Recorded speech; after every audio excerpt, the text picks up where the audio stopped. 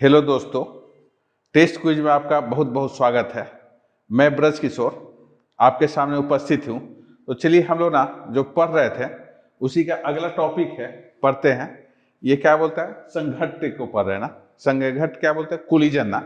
जब दो अपने को ऑब्जेक्ट हुआ एक डायरेक्शन में या अपोजिट डायरेक्शन में, एक से दूसरे डायरेक्शन में जा करके और किसी कारण से क्या कर रही है, टकरा रही है, तो ऐसा जब भी अपने को पोजीशन बनता है उसको हम लोग क्या बोलते हैं, संघट्टे ना, या कोलिजन भी ना, या टकराव है ना। तो टकराव को ही हम लोग क्या बोलते हैं, संघट्टे ना। तो ये आज इसके ना बारे में थोड़ा सा हम लोग समझते हैं।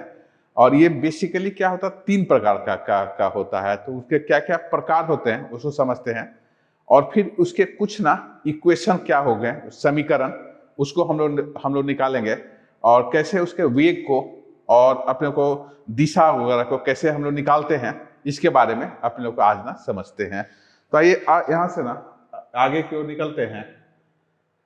तो सबसे पहला है अपने लोग का, तो इस संघट्ट क्या होता है, तीन प्रकार का होता है। तो इसको क्या बोलता है, प्रत्यस्थ संघट्ट। इसको हम लोग ना इंग्लिश में इलास्टिक कोलिजन भी बोलते हैं। तो ये क्या होगा, प्रत्यस्थ संघट्ट हो गया। तो ये यहाँ से ये चलाया है। तो इससे क्या है, इसको ना ये क्या हम लोग बोलते हैं, इलास्टिक कोलिजन भी ना, इसको यहाँ से बोलते हैं। तो देखिए क्या होगा, कुल रेखीय संवेग संरक्षित होगा। तो पहले जब भी ना अपने को क्या प्रत्यक्ष संघट्ट होगा और अपने को तो कुल रेखीय संवेग का संवेग क्या होता है, m1 मास हो जाता है, द्रव्यमान, और u1 क्या हो जाता है, उसकी गति हो जाती है, अपने वेग है ना। तो m1 u1 उसका क्या है, वेग है, m1 उसका द्रव्यमान है और u1 क्या है, वेग है। और प्लस जो दूसरा हो रहा है तो m2 है, और यहाँ से क्या हो रहा है, आप लोगों का ये हो गया u2 वहां पर हो गया। तो इसको हम लोग थोड़ी बार देखेंगे। तो कुल रेखीय संवेग क्या होगा, संरक्षित रहेंगे है ना इसमें। और प्रणाली की कुल गतिज ऊर्जा भी क्या होगा, संरक्षित होता है ना। तो ये क्या प्रत्यक्ष संघट्ट में गतिज ऊर्जा और क्या रेखीय संवेग दोनों ही क्या होता है, संरक्षित होते हैं है ना। इसमें किसी प्रकार के आपको लॉस नहीं होता है, नुकसान नहीं होता है ना। और टक्कर के बाद है ना, या अपने को ये हो गया है संघट्ट के बाद वस्तु पूरी तरह उनकी विकृति से वापस आ जाती है ना। तो इससे क्या क्या करता है, अपने जो विकृत शेप है उससे क्या होता है, हमेशा बाहर की ओर निकल जाती है। तो के बाद पूरी तरह से उसकी विकृति से वापस चली आती है यहाँ से। तो ये हो गया है अपने को। तो एक पहला हो गया क्या, प्रत्यक्ष संघट्ट। दूसरा क्या होता है, पूर्णतः अप्रत्यक्ष संघट्ट ना।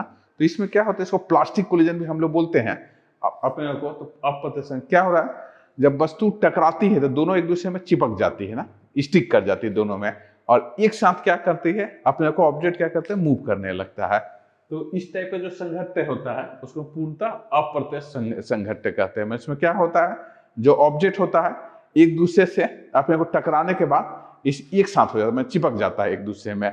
और अपने क्या है, जो पोजीशन है, अपने जो ओरिजिनल पोजीशन है उसको क्या रीगेन नहीं करता है ना इसमें क्या हो रहा था, अपने को अपने टक्कर के बाद वस्तु पूरी तरह से विकृति से वापस आ जाती है।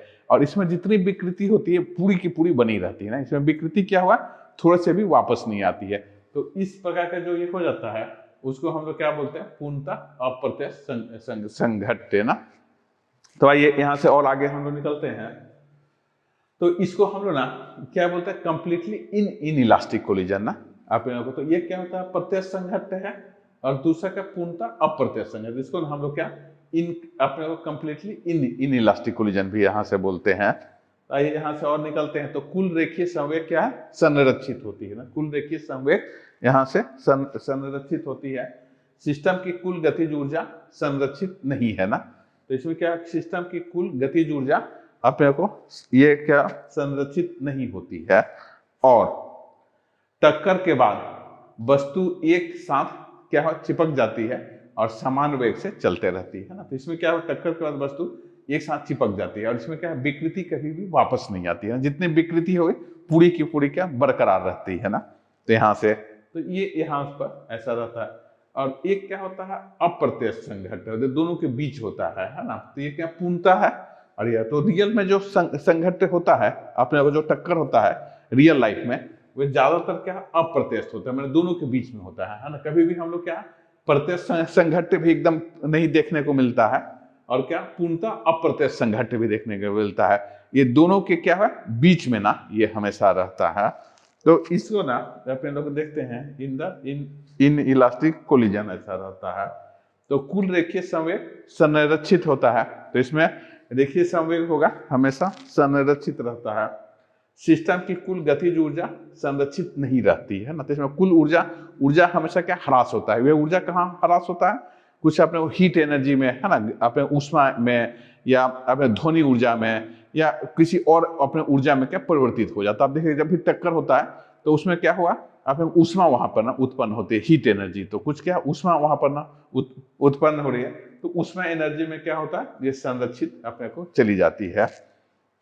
तो आइए इसको हम और आगे से देखते हैं। तो क्या हो रहा है यहाँ से, तो एक है नोट है यहाँ पर आप मेरे को देख रहे हैं। तो एक पृथक प्रणाली में कुल गति को हमेशा संरक्षित किया जाता है। तो क्या होगा इसमें ना, संवेग जो होगा ना हमेशा संरक्षित होगा। हमेशा अपने को प्रत्यक्ष हो या अपने को संगठन अपने को जो संघट्ट हो किसी प्रकार का हो, और चाहे टकराव अपने को प्रत्यक्ष हो या अप्रत्यक्ष, इसमें क्या होता है संवेग जो होगा हमेशा क्या होगा संरक्षित रहता है पहले वाले में। फिर क्या हो गया है, अपने को कुल किनेटिक एनर्जी प्रत्यक्ष में ही संरक्षित होता है, न कि अपने को इलेक्ट्रिक टकराव में। अब अप्रभावी टक्कर में कोई है ना क्या हुआ किनेटिक एनर्जी का है ना नुकसान ऊर्जा किसी अन्य रूप में होता है, आमतौर पर गर्मी के ऊर्जा के रूप में। टकराव पूरी तरह से प्रत्यक्ष नहीं होता है और न ही अप्रत्यक्ष होता है। तो कोई में भी अपने को दोनों के बीच में ही ना हमेशा होता है। तो इससे ना और आगे हम लोग निकलते हैं। तो हम लोग क्या कर रहे हैं, एक बीमीय संघट्ट को देखते हैं। तो इसका कुछ ना आप लोग सूत्र को यहाँ पर निकालेंगे, कुछ फार्मूला को यहाँ पर डिराइव करेंगे। तो इसको हम लोग क्या बोलते हैं, एक बीमीय संघट्ट। तो क्या होगा, जब संघट्ट ना एक ही दिशा में अपने को है ना, जब भी अपने को क्या होगा एक्स एक्सिस में या वाई या जेड में दोनों ही बदल नहीं रहा ना, जब क्या संघट्ट एक ही एक्सिस पर होता है तो इस तरह के संघट्ट को हम लोग क्या बोलते हैं, एक बीमीय संघट्ट बोलते हैं। यदि दोनों निकाय की प्रारंभिक और अंतिम वेग एक ही सीधी रेखा के साथ है तो टकराव को वन आयामी या हेड ऑन टक्कर कहा जाता है। यहाँ से तो ये इसको यहाँ पर दिखा रहा है, यहाँ पर एक ही है, देखते हैं ये क्या हो, एक हो गया ऐसा टक्कर के बाद ना। तो देखिए किस टाइप का रहा, यहाँ ये ऐसा चला, ये टक्कर के बाद ही हो। तो इसको हम लोग क्या बोलते हैं, एक बीमीय संघट्ट ना। जब भी आपका ना ऐसा होता है इस टाइप का टक्कर, तो इसको हम लोग क्या बोलते हैं, वन बीमीय संघट्ट बोलते हैं, वन बीमीय है ना।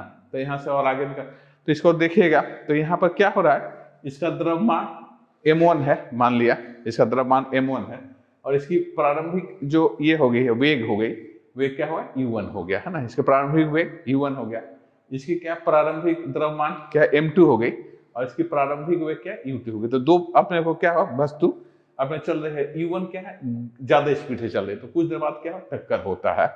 तो यहाँ पर क्या हुआ, ये इसका प्रारंभिक द्रव्यमान m1 और इसकी गति u1 है, और इसकी गति क्या तेज है और इसकी गति क्या कम है, तो m2 u2 हो गया।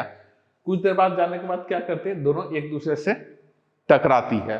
तो टक्कर होने से क्या हो गया, ये m1 है और यहाँ m2 है, दोनों पे टक्कर हुआ। तो यहाँ पर क्या हुआ, एक अपने को बल यहाँ पर लगता है, तो इसको हम लोग क्या लिखते हैं F21। तो इसका मतलब क्या है, बल है ना, force on two due to one ना, मतलब किसके कारण, ये बल दो पर वस्तु एक के कारण है ना। तो इसको हम ऐसा लिखते हैं। इसको अब आप कैसे पढ़ोगे, बल है वस्तु वन पर दो के कारण ना। तो यहाँ पर क्या हो रहा है, ये एक पर, तो एक पर ये बल यहाँ पर लग रहा है, एक पर किसके कारण, दो के कारण। तो ये क्या हो, इसका दिशा ये होगी, और यहाँ पर क्या हो गया अपने को, ये जो पहला द्रव्यमान है m1 है, और इस पर जो बल लग रहा है ये अपने को यहाँ पर m1 पर, और इसके कारण क्या दूसरे पर लग रहा है। तो ये क्या होगा, इसको अपने को ये m1 हो गया, और इसका द्रव्यमान क्या है m2 हो गया, और जो बल लग रहा है अपने को इस पर ये 2-1 लग रहा है, और इस पर क्या 1 पर क्या 1-2 लग रहा है।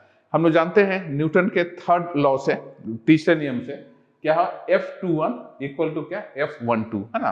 तो एक दूसरे के क्या होगा, दोनों बराबर होंगे ना, F21 इक्वल टू F21 हो जाएगा। अब क्या हो रहा है, अपने को टकराने के बाद ये जो वस्तु है m1 है, वे क्या है v1 वेग से अपने को आगे की ओर बढ़ती है, और दूसरी क्या है m2 है, उससे क्या v2 वेग से आगे की ओर बढ़ रही है। तो क्या रहा, टक्कर के अपने को पहले इसका वेग था u1 था और इसका वेग क्या u2 था। यहाँ पर बल लगता है और बल लगने के कारण क्या होता है, दोनों के गति में कुछ परिवर्तन हो कर जाता है, और गति परिवर्तन में क्या होगा, इसका जो वेग है वे हो जाता है v1 और इसका वेग v2। हम लोग को v1 और v2 को ही निकालना है ना, कैसे अपने को निकाला जाए। तो ये था, ये अपने को ये टक्कर के पहले है ना, संघट्ट के पहले ये क्या है आपको दिखा रहा है, संघट्ट का पोजीशन दिखा रहा है, और ये दिखा रहा है संघट्ट के बाद क्या होगा। तो आइए इसको हम लोग ना यहाँ से निकालते हैं, यहाँ पर देखते हैं कैसा ये रहेगा। तो ये वहां पर ये रखा है, तो यहाँ पर हम जानते हैं कि हमेशा वेग क्या हो संरक्षित रहता है। तो ये हो गया कि m1 v1 plus m2 v2 बराबर m1 u1 और m2 u2 होगा। हमेशा हमेशा क्या होगा, संवेग संरक्षित रहेगा, किसी प्रकार का भी संघट्ट हो। तो ये हो गया m1 v1 m2 v2 ऐसा रहेगा। तो इसके बाद ना इसको हम लोग सॉल्व कर रहे हैं, तो मैं क्या किया, पक्षांतर करके ये हुआ, ये m2 मास को इधर निकाले, m1 को यहाँ निकाल लिया। तो पहला एक समीकरण हमारा ये बना, एक पहला, एक इसको मैं थोड़ा परिचय कर दूसरा। अब क्या है, प्रत्यक्ष टकराव में गतिज ऊर्जा भी कभी संरक्षित किया था। जब अपने को क्या होगा, जो टकराव है, टक्कर है, जो क्या प्रत्यक्ष है, तो इसमें क्या गतिज ऊर्जा भी क्या हुआ, संरक्षित हमेशा रहती है। तो ऐसा अपने लोग करेंगे, तो इससे क्या होगा, गतिज ऊर्जा पहले थी प्रारंभिक 1/2 m1 v1, ये मास है उसका द्रव्यमान, और ये क्या है उसका गति है m1 v1 के स्क्वायर प्लस हाफ क्या हुआ m2 v2 हो गया। मास m2 है और इसका क्या द्रव्यमान m2 है और इसका वेग क्या m2 है, इक्वल टू 1/2 m1 u1 का स्क्वायर और प्लस 1/2 m2 u2 का स्क्वायर, ऐसा कर गया। तो इससे ना अपने लोग को फिर से मैं क्या किया, इसको एक साथ कर लिया, पक्षांतर किया, और पक्षांतर करके अपने को मास को m2 को द्रव्यमान को एक साथ कर लिया, ये द्रव्यमान को क्या अलग कर लिया। तो दोनों द्रव्यमान को ना हम लोग क्या कर रहे हैं, यहाँ पर अलग कर ले रहे हैं। तो इससे ना अपने को ना क्या करते हैं, विभाजित करते हैं ना इक्वेशन को। तो मैं क्या हुआ, इससे पाऊंगा v2 बराबर u2 plus u1 plus v2। एक समीकरण आपको दोनों को ना, अपने को जो समीकरण था विभाजित करने पर आपको ये वैल्यू मिलेगा, है ना। फिर से हम लोग आगे चलते हैं, तो इससे क्या है, v2 बराबर v1 plus u1 minus e2 ऐसा मिल जाएगा यहाँ पर। और समीकरण 5 से समीकरण में क्या v2 को प्रतिस्थापित करने पर ना, इसको मैं यहाँ पर प्रतिस्थापन कर रहा हूँ। तो क्या हो जाएगा, ये m1 v1 m2 v1 m2 ये यहाँ से मिला, और इसको ना अपने को क्या कर रहा है v1 की वैल्यू, और इसको थोड़ा और हल मैं कर रहा हूँ। तो इससे क्या हुआ, v1 ये आपकी वैल्यू को यहाँ से मिल गया है ना, इसको सॉल्व करने से इसको मैं इधर से क्या भाग लगा दिया, तो ये क्या v1 की वैल्यू निकल गई। अब मैं ये v1 की वैल्यू को ना यहाँ पर बैठा देता हूँ, तो ये क्या हो गया आपका, यहाँ से v2 निकल जाएगा। तो इसको मैं यहाँ पर ना प्रतिस्थापित कर दिया, ये वैल्यू को किसमें, इसमें कर लिया। तो क्या मिल रहा है हमको, v1 जो मिल रहा है m1 माइनस m2, मैंने दोनों द्रव्यमान का अंतर divide by m1 plus m2, दोनों द्रव्यमान का क्या योग यहाँ पर u1 ना, और प्लस क्या होगा 2m2 m1 m2 और m2 हो गया। तो ये हम लोग क्या किए, v1 को निकाल दिए। उसके बाद हमारे को ना क्या होगा कि आप जब v2 को ना निकालेंगे, तो आप खाली इसको थोड़ा सा ऐसा याद रख लेंगे ना कि अपने को जब भी ना अपने को प्रत्यक्ष अपने को संघट्ट होगा, तो उस केस में क्या होगा, v1 की वैल्यू क्या होगा m1 m2 m1 plus m2 u1 u2। उसी तरह से क्या हुआ, आप v2 को भी हम थोड़ा देर निकालेंगे, तो मैं फार्मूला थोड़ा सा दिखा रहा हूँ, तो याद रखना आपका आसान हो गया। तो ये क्या होगा, v2 बराबर आपका ऐसा आ जाएगा, तो ये होगा 2m1 यहाँ आ जाएगा, ये वैल्यू यहाँ आ जाता है m1 बन जाता है, और ये हो जाता है क्या m1 प्लस, और ये हो जाता है क्या m2 ऐसा बन गया, और ये होता है u1, और प्लस यहाँ का जो वैल्यू बन जाता है m1 माइनस m2 और डिवाइडेड बाई ये होता है m1 प्लस m2 और यहाँ पर डिवाइडेड बाई u2। तो ये क्या होगा, दूसरा इक्वेशन, ये सातवां ऐसा बन जाएगा। तो थोड़ा सा ना बड़ा आसान होगा, आप इसको याद रखोगे तो किसी भी तरह का ना न्यूमेरिकल क्वेश्चन है ना बड़ा आसानी से ना आप इसको ना बना सकते हो। तो ये क्या हो गया, यहाँ पर v1 निकला, तो हो गया m1 m2 divide by m1 m2 और u1 और प्लस 2m2 m1 m2 ये हो गया u2 हो गया। और दूसरा हो गया v2 बराबर तो हो गया 2 ये बस ये यहाँ आ जाता है m1 ये m2 यहाँ m1 बन जाता है और ये हो गया m1 m2 और ये हो गया u1 और प्लस m1 माइनस m2 और ये है m1 m2 और u2 हो गया। तो ये दो अपने को ना समीकरण होते हैं, इसका मतलब टकराव के बाद अपने टकराव के बाद क्या हुआ, इसकी स्पीड जो हो जाती है, दूसरी ऑब्जेक्ट की गति जो हो जाती है वो v1 है, ऐसा निकल जाता है। और अपने को पहली वस्तु की और दूसरी वस्तु की जो गति होगी v2 ऐसा निकल जाता है, दोनों एक ही है, बस ये खाली ऐसा एक्सचेंज कर जाता है, ये इधर आ गया और ये वैल्यू ये चला जाता है। तो बहुत आसानी से ना ये यहाँ पर निकल जाता है। यहाँ पर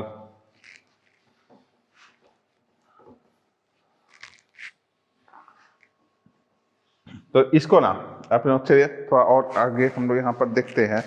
तो इससे यहाँ पर और आगे हम लोग निकल गए तो v2 plus u2 equal to v1 plus u1 ऐसा रह गया यहाँ पर, और v1 equal to v2 plus u2 minus क्या हो गया u1 ऐसा आ गया। तो समीकरण 7 से समीकरण v2 के लिए प्रतिस्थापन है। तो इसको फिर से ना वही चीज को यहाँ पर हम लोग क्या क्या कर लेते हैं, v1 की वैल्यू जैसे पिछले में निकाले थे यहाँ पर अपने निकाले तो v2 वैल्यू आ गई, v2 की वैल्यू को मैं इसमें प्रतिस्थापित करता हूँ तो ये समीकरण आ गया जो मैं अभी लिखा था ना। तो क्या किया, मैं एक बार v1 के लिए सॉल्व किया तो ये आया था, v2 के लिए अपने को सॉल्व कर रहे हैं इसको तो क्या आ जा रहा है 2m1 प्लस m2 और ये हो गया u1 और प्लस m2 माइनस m1 और m1 प्लस m2 और ये हो गया क्या u2। तो ये क्या हो गया आपका v2 का ना यहाँ पर समीकरण आ गया। तो वे क्या था आपका v1 था और दूसरा क्या था ये आपका v2 ऐसा आ गया। तो यहाँ से ना अपने आगे हो गया। तो समीकरण 6 और 8 में 8 उनके द्रव्यमान और प्रारंभिक वेग के मामले में टक्कर के बाद अंतिम वेग देते हैं यहाँ से। तो ऐसा रहा। तो इससे क्या हो गया आपका, तो ये ना अपने को फाइनल ये सूत्र आया। तो ये क्या हो गया, ये v1 equal to m1 m2 m1 और m2 और दूसरा के ऐसा होगा। तो ये दो सूत्र को याद रखेंगे तो थोड़ा आप क्वेश्चन को आसानी से बना सकते हैं यहाँ पर। तो आगे हम लोग चलते हैं। तो यहाँ विशेष अपने को स्थितियाँ को देखते हैं ना, इसी में क्या होता है, कुछ अपने को विशेष स्थितियाँ क्या है। तो केस 1 है अपने को, ये हो गया पहले अपने को ये हो केस है।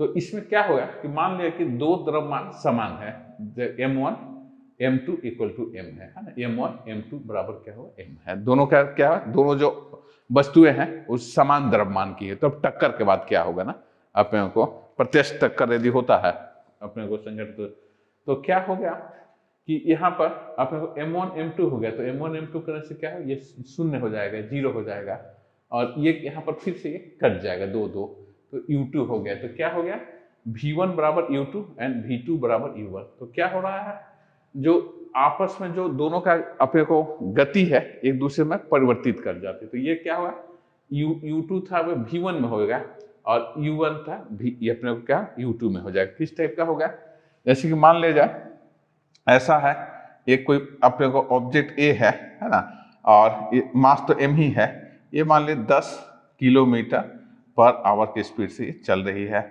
और ये हो गए यहाँ से मान ले कि 5 है, तभी ये टकराएगी 5 किलोमीटर पर आवर की है ना, पर आवर के स्पीड से चल रही है पर आवर है ना। इसका मास क्या है m1 है ना, तो इसका गति ये है। अब क्या होगा, ये टकराती है यहाँ पर ना, तो टकराने के बाद क्या होगा, इसकी जो गति है वो ये प्राप्त कर लेगी और इसकी गति है, मतलब क्या हो, गति आपस में इंटरचेंज कर जाएगा ना, आपस में क्या एक दूसरे से बदलेगा। तो क्या हो, ये जब भी इसको टक्कर मारेंगे तो ये धीरे हो जाएगी और ये क्या तेज हो जाएगा। तो हमेशा क्या होगा, अच्छा हम लोग देखते भी ऐसा होगा। तो ये टक्कर के बाद में क्या होगा, ये अपने को 5 किलोमीटर से चलने लगेगा, 5 किलोमीटर पर आवर से, और ये जो हो गया अपने को ये हो गया क्या 10 किलोमीटर पर आवर की स्पीड से ऐसा चलेगा। तो क्या हुआ यहाँ पर अपने को पहले 10 किलोमीटर चल रहा था और ये 5 किलोमीटर चल रहा था, दोनों कुछ देर में जाकर क्या हुआ टकराती है। तो टक्कर होने के बाद क्या हुआ, एक दूसरे से टकरा जाती है। तो टक्कर होने से स्पीड क्या आता है, इंटरचेंज करता है, एक्सचेंज करता है। ये इसमें आ गया तो ये धीरे हो जाएगा, 5 किलोमीटर चलने लगेगा और इसकी स्पीड क्या ऐसा होगा। तो ये है ना, ऐसा हम देखते भी हैं कि कि कोई चीज, कोई साइकिल से हम दूसरी साइकिल में टक्कर मारते हैं, हमारी स्पीड क्या कम हो जाती है और सामने वाले की स्पीड क्या बढ़ जाती है। तो ये स्पीड क्या हुआ, एक दूसरे से क्या होता है, बदल जाती है ना। तो ये पहला केस क्या होगा, समान होगा, तो ऐसा आपको ना ये मिलेगा, है ना। यहाँ से तो ये, और हम लोग ना यहाँ से आगे चलते हैं, यहाँ पर देखते हैं।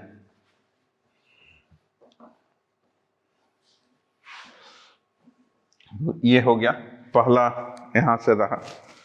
दूसरा है इसके बाद, तो क्या है, यह स्पष्ट है कि वस्तु टकराव के बाद अपने वेगों को आदान प्रदान करती है ना, एक वेगों को एक दूसरे से माने परिवर्तित करती है। तो ये क्या है, टकराव के बाद वेगों को अपने को आदान प्रदान ये करती है।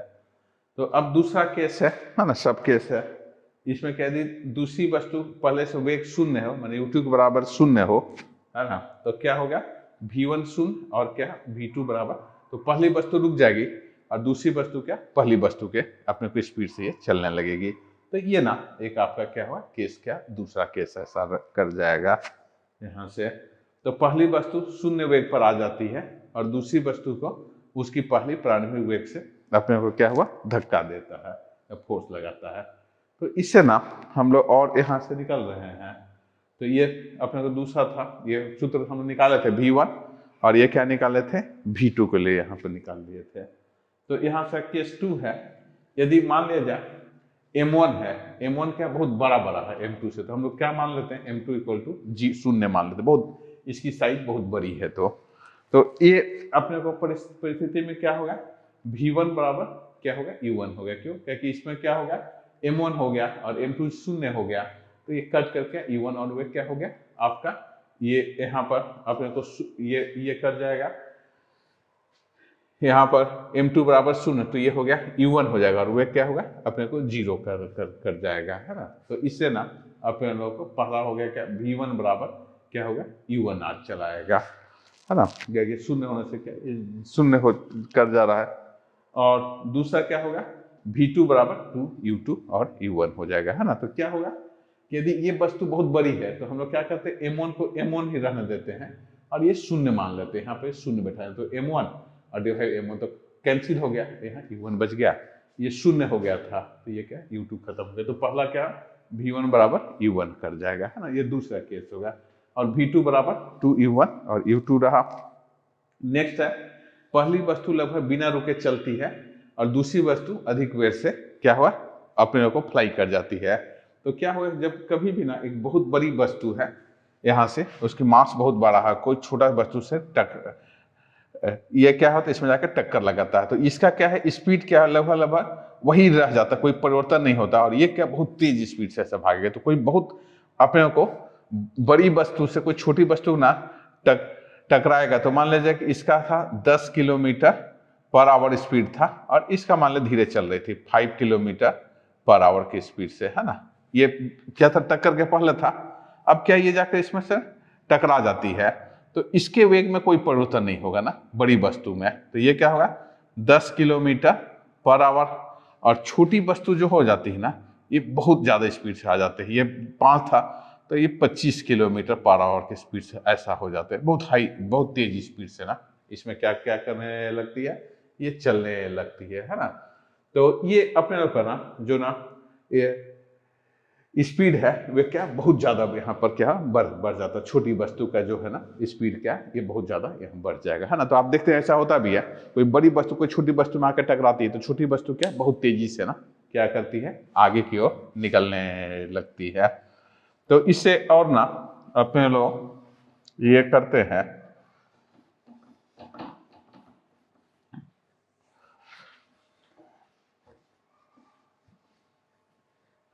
वेग से यहाँ से अलग से यहाँ से निकलते हैं। तो आइए यहाँ पर ना, तो क्या सब केस है, यदि दूसरी वस्तु अपने को टकराव से पहले शून्य वेग पर थी तो क्या हुआ, u2 बराबर क्या होगा, शून्य हो गया, और इस पर क्या होगा, यहाँ से ये करके दुगुनी वेग से चलने लगेगी ना, ये क्या अपने को परिस्थिति हो जाएगी।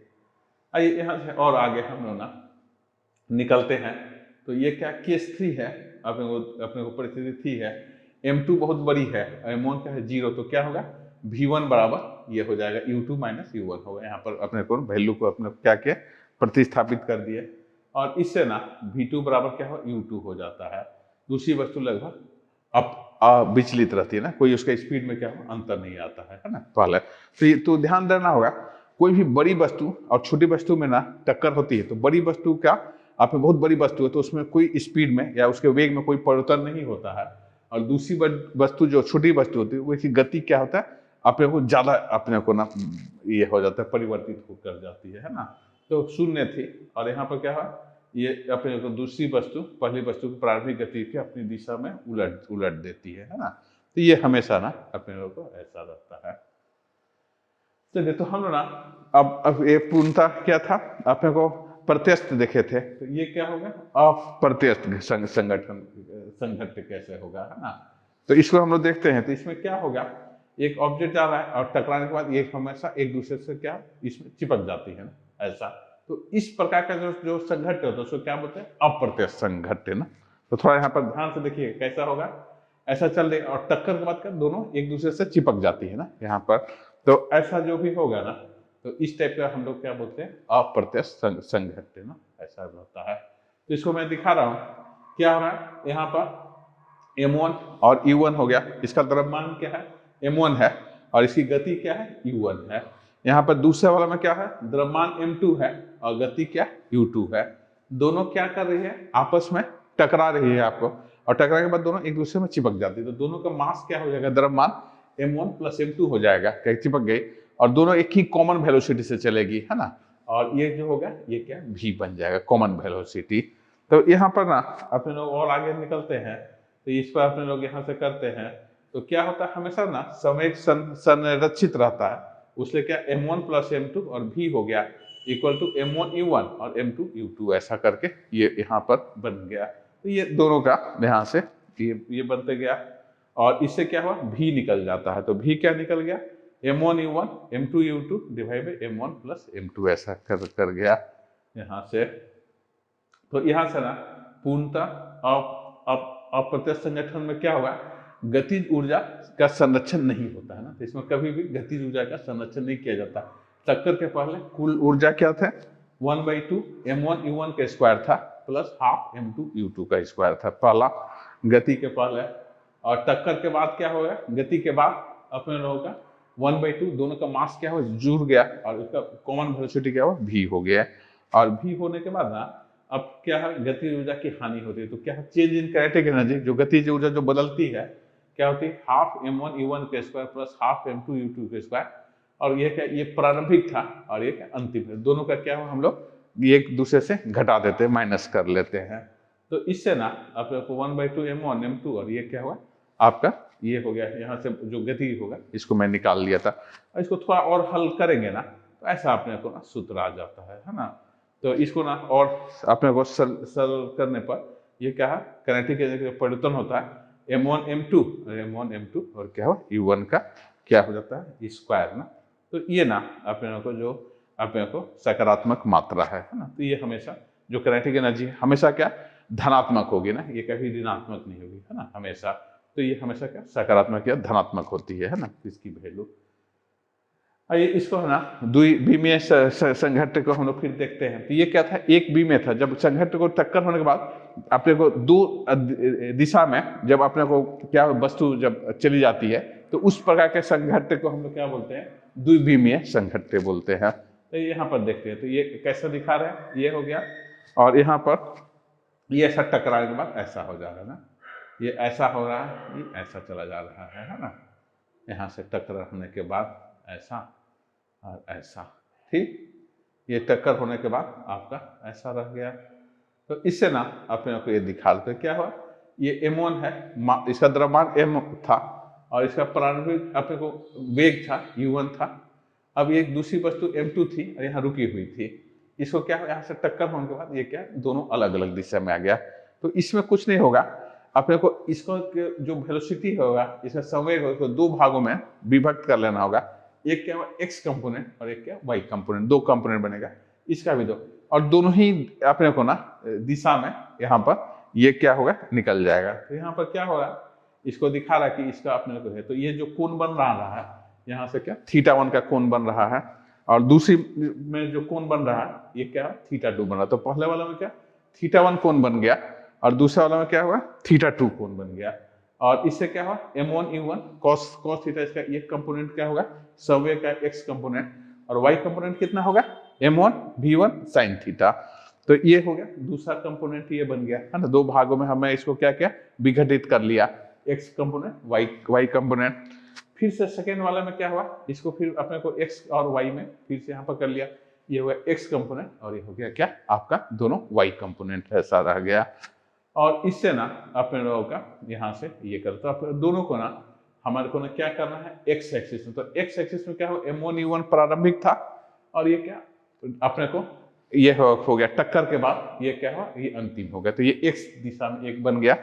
उसी तरह से क्या हो गया आपका y दिशा में भी बन जाएगा। तो क्या होगा आपके y दिशा में पहले शून्य था और बाद में क्या m1 v1 और m2 v2 ऐसा हो गया। और इसके बाद ना काइनेटिक एनर्जी है ना स्केलर है, तो अपने को इसमें हमेशा लगेगा। तो पहले प्रारंभिक क्या था, इसकी गतिज ऊर्जा ये थी 1/2 m1 u1 और क्या टक्कर के बाद उसकी गतिज ऊर्जा क्या हो गई ये हो गए सेकेंड में। तो अब इसके बाद ना 4 क्वांटिटीज है v1 v2 θ1 θ2 है ना। और हमारे पास क्या हुआ इक्वेशन, इसमें 3 ठो समीकरण है और अननोन कितना है 1 2 3 4। तो एक चीज और ना आपको एक्सपेरिमेंट करके निकालना पड़ेगा। तो कुछ ना कुछ एक चीज हमको और मालूम हम लोग कर लेते हैं एक्सपेरिमेंट से, और उसके बाद ना ये वैल्यू को हम लोग बड़े क्या हुआ आसानी से निकाल लेते हैं। तो इसमें ना अपने को ये करना पड़ता है। तो ये हम लोग अंतिम टॉपिक ना यहाँ से फिर से देख लेते हैं। तो एक शक्ति है और पावर बोलता है, शक्ति पावर। तो क्या है कार्य करने की ऊर्जा की खपत करने की समय दर के रूप में परिभाषित किया जाता है। तो औसत शक्ति क्या होता है कार्य करने की दर डिवाइडेड बाई क्या समय ना। तो कार्य है ना कितना हुआ कार्य डिवाइडेड बाई क्या होगा समय ना। तो कार्य बाई समय को हम लोग कार्य करने की जो दर होती है उसको हम लोग क्या बोलते हैं शक्ति बोलते हैं है ना। तो यहाँ पर ना ऐसा करके दिखा रहा है। तो पावर हो गया बराबर W/T है ना। तो अपने को शक्ति के रूप में परिभाषित किया जाता है, यहाँ से ये कर जाता है। तो ये पावर बराबर क्या है dW/dt है ना। अपने को इंस्टेंटेनियस तत्कालीन शक्ति के रूप में ऐसा लिखा जा सकता है। तो इसको हम लोग ना तो थोड़ा सा पावर बराबर बल गुने वेग भी होता है ना। तो ये भी थोड़ा सा सूत्र को आप याद रखिएगा। जो ये हो जाता है पावर हो गया है ना इक्वल टू ये हो गया बल है। तो इसकी ना कुछ यूनिट होती है, तो इसको हम जल्दी से देख लेते हैं। तो ये क्या हो गया आपका शक्ति एक अदिश राशि है ना। ये क्या सदिश नहीं अदिश राशि है। ये बिजली की है ना ऐसे यूनिट क्या है वाट है। और क्या शक्ति की 1 वाट बराबर 1 जीरो पर आवर है। वाट एक शक्ति है जो 1 जूल काम 1 सेकेंड में किया जाता है। 1 वाट की शक्ति है जब 1 सेकेंड में 1 जूल कार्य की खपत होता है ना, ऐसा है। और 1 किलो वाट बराबर क्या होता है 1000 अपने को वाट हो जाता है। तो 1 किलो वाट बराबर किलो वाट को ऐसा लिखता है ना। तो 1 मेगावाट बराबर क्या है 10⁶ हो जाता है मेगावाट ऐसा होता है। तो शक्ति की इकाई हॉर्स पावर भी कहा जाता है और 1 हॉर्स पावर क्या 746 होता है ना। और कार और वाहनों को ये सब निकालने के हम लोग पावर करते हैं। तो देखिए पावर है तो पावर क्या है शक्ति क्या है कार्य करने की जो दर है उसी को हम लोग क्या बोलते हैं शक्ति बोलते हैं। इसका यूनिट क्या होता है वाट होता है ना। और ये सब हम लोग ना ये ऐसा करके 1 HP बराबर 746 वाट हॉर्स पावर जो हम बोलते हैं गाड़ी वगैरह चलाते हैं सबको हम लोग क्या हॉर्स पावर में नापते थे। बोलते हैं ट्रैक्टर है तो क्या अपने को 50 हॉर्स पावर का है ना। उसी तरह से क्या कार है तो ये क्या है अपने लोगों का 18 हॉर्स पावर का 25 हॉर्स पावर का। तो हम लोग ज़्यादा हॉर्स पावर और 1 हॉर्स पावर क्या होता है 700 अपने को 46 हो गया क्या ये वाट हो जाता है। ठीक है दोस्तों मैं यहीं पर रोक रहा हूँ। तो अगले में हम लोग इसके ऊपर कुछ न्यूमेरिकल वगैरह बनाएंगे और इससे कुछ और भी अपने लोग ये देखेंगे। तब तक के लिए धन्यवाद।